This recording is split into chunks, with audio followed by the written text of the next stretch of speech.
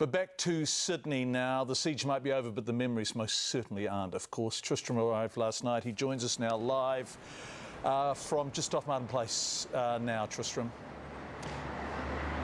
That's right, John. We arrived just as the sun began setting, and at the cordon behind me there were several hundred people, dozens and dozens of cameras from around the world, of course, and of course the siege was still ongoing at that point, so there was a real feeling of hope that perhaps this could end without loss of life, without bloodshed. But of course we woke up very early this morning to find out that wasn't the case. The feeling here in Sydney today, one of utter, distraught misery.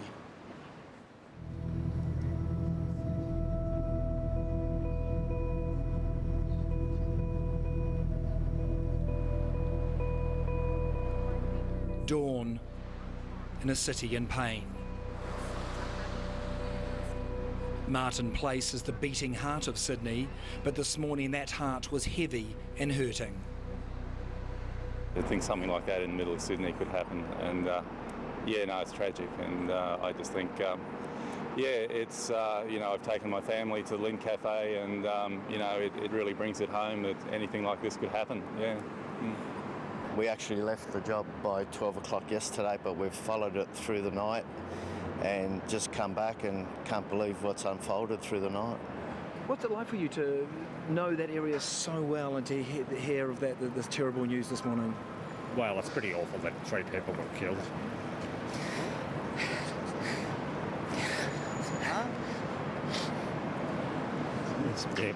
It's unbelievable, isn't it?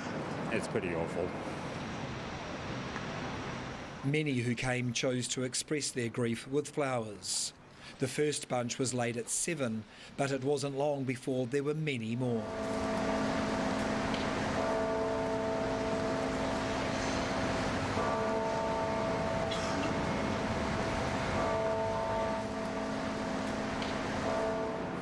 Don't make me cry. Yeah, sorry. Why was it important for you to come down here today? I'm just so saddened by what happened. I just wanted to show a mark of respect for the people that were lost yesterday, the innocent lives that were lost. You laid a bouquet. Obviously, when you woke up this morning, that was the news you didn't want to hear. No, I was here yesterday and we all just forged ahead up in the offices down the end of the road, hoping for the best, hoping that it would end without loss of life. 12 hours earlier, as darkness fell on the ongoing siege, the hope for a peaceful conclusion was felt by everyone who'd come to the central city cordon. We look at our hotel and there's the lights down there all happening, just hoping it's all good. It's sort of just to show support for them, they're in an unfair situation. It's nothing to do with their fault, so come here, show a bit of support for them. At the end of the day, we're all here for them, so that's pretty much why I came down. But a few hours later, those hopes were dashed.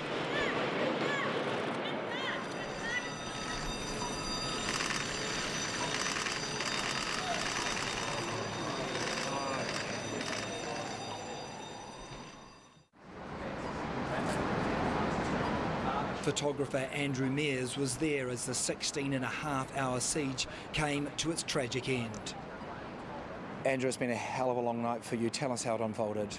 Yeah, look, I came in here and replaced the other photographers at around midnight. I came into this position, and every hour on the hour I was taking the same pictures. There's 2 guys that we could see from this location.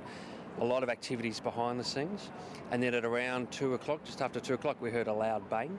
Didn't sound like a gunshot to us, but more like a flash grenade type situation. And then immediately afterwards, 5 hostages came running out in a blind panic, screaming down Martin Place to be directed to safety. So we were, enlightened by that after all these hours of no movement.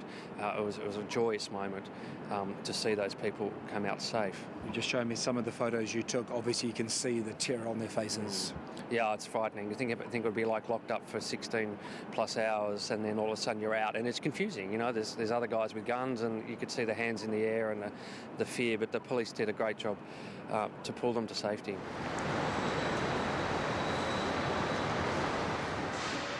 It's now 9:44 here in Sydney.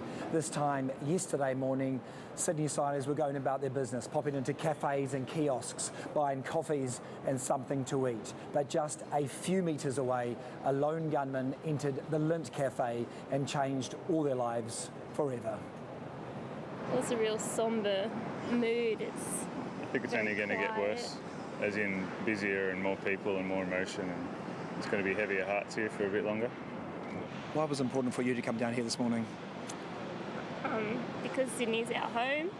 And yeah. I was working from home yesterday, so I wanted to bring my partner in and see what... Pay our respects to the people that lost their lives. It just hits a bit harder when you come in and see it firsthand.